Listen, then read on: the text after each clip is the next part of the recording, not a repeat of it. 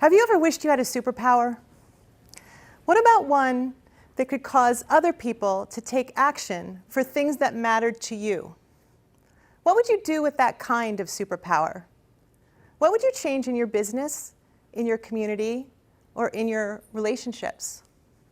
What would you change in the world? Well, the good news is you already have this superpower. So what is it, and how do you unleash it? In the immortal words of the Brady Bunch theme song, it's a story. It's a story, and we lean in. Someone says, let me tell you a story, and we say, yes, please.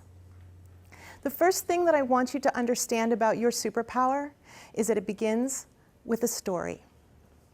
Now, we've been telling stories to one another since we figured out how to put paint on cave walls. The food is this way. The danger is that way. And oh, by the way, I killed a saber-toothed tiger, and it was this big. We have always told fish tales. Stories played a role in my life from the very start. I was an only child for the first 5 years of my life, at a time long before Mommy and Me and play dates. Books were my companions. My favorite was Casper the Friendly Ghost. It was a purple linen hardcover book, and I remember the illustrations were black and gray and light purple. Casper lived in a big Victorian house with a lovely human family, and he lived in the attic. I read it until it fell apart. My love of stories led me to a degree in literature, and then into publishing, and then I chased stories to Hollywood, where I'm currently a manager and a producer. But I'm not alone in my connection to story. Since those cave walls, human beings have always loved a good story. Now, over the centuries, those stories have come to us in many different ways. Plays, novels, movies, and now even video games or virtual reality. But no matter the form that the story is delivered in order to unlock its superpower, it has to be told in a specific structure. That structure is called the Freitag Arc, and it can be learned. But the most important piece is that there must be transformation and change. Now, so the second thing that I really want you to understand about your superpower is that no matter how you choose to tell your stories, they must be told in that structure, and the protagonist, even if it's you, must have change and transformation by the end. 5 years ago, I was asked to create some classes for a fledgling film program at California State University, Dominguez Hills. I jumped right in. I created some classes, but then I was asked to teach those classes. And I froze. I wasn't a teacher, and quite frankly, the idea terrified me. But Joseph Campbell, who was a mythology expert, taught a version of story structure he called the hero's journey, in which the hero must answer a call into another world. So I answered the call, and I left on my journey into academia, a world much different than that of Hollywood. One of those classes, Finding Your Voice, Telling Your Story, was meant to help students kind of discover their voice as a precursor to filmmaking. But I immediately began to understand that it was going to be something much, much bigger. In asking those Dominguez Hills students who make up the most racially diverse campus west of the Mississippi to come each week with true stories of who they were, we all began to shift. I became hungry for those stories that are often marginalized, and they became determined to be heard. As the students began to tell and make meaning of their stories, I began to see them change. But because they were tapping into their superpower, they began to change those around them as well. For instance, one of my students, while exploring the silence around a violent incident in her home as a child, began to understand that it had silenced her in other ways for the next 20 years. By telling her story, it allowed her family to seek healing, not just one generation back, but 3. The work with the students was very powerful, and I became more and more curious about the process. And so I began to work with businesses and nonprofits. I began to help them tell and make meaning of their stories. Now, their need for the superpower was very different than that of the students, but I wondered if it would work in the same way, and it did. One entrepreneur, through story, began to realize that the real seed for her technology business had actually been planted as a 5-year-old girl struggling in school. It caused her to go back and rework her grant funding and her marketing. I began to work with artists, going deeper and deeper with them into their thematics. One man, while we worked on his brand, told me a story about something that happened when he was 13 years old.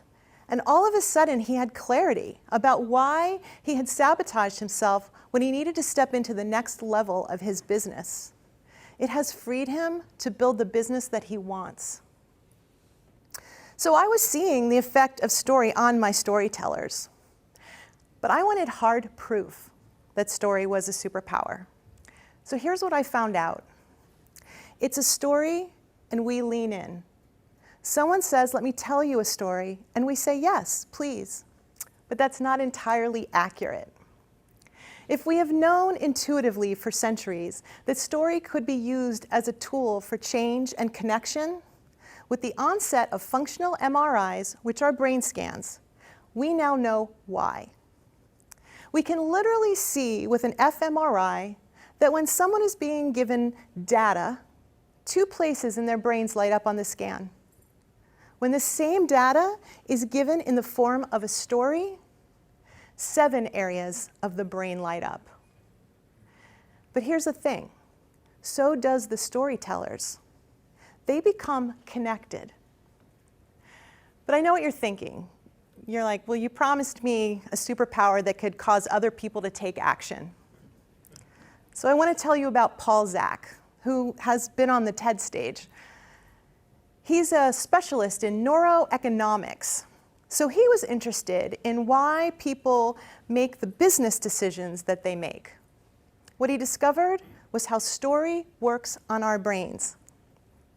He discovered in experiments that when telling subjects a story in the form of that Freitag Arc, they released 2 hormones, cortisol and oxytocin. So really it's like this. It's a story, and our brain tells our body to release cortisol, which is responsible for our fight, flight, and freeze response. It makes us lean in and pay attention, because we may need to know something for our survival. Someone says, let me tell you a story, and our brain says, yes, please.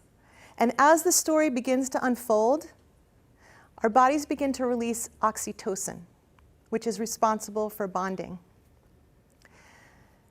Because honestly, without connection and empathy, human beings don't thrive.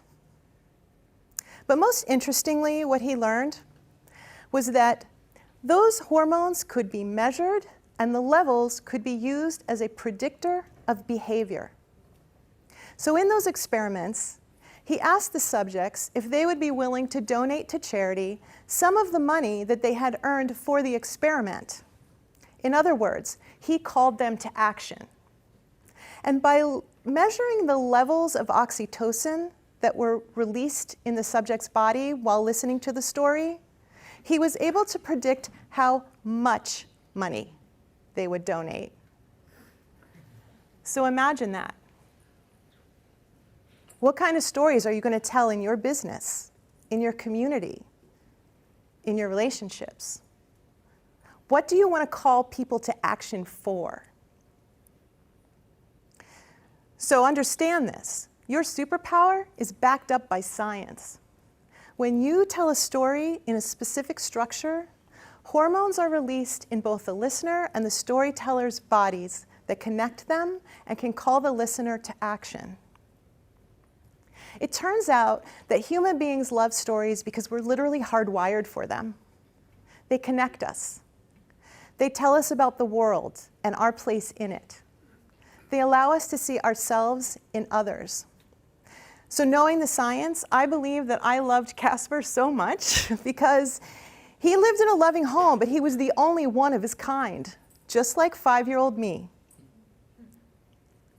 Now, as required by the hero's journey, I have returned to share with you what I have learned. My journey into academia changed me. It made me passionate about diversity in Hollywood and who tells us stories. It's called me to tell my own stories in the way in which I'm drawn to. Film, photography, writing, and helping other storytellers. It made me a teacher. But above all, it caused me to believe deeply in story as a way of change in the world.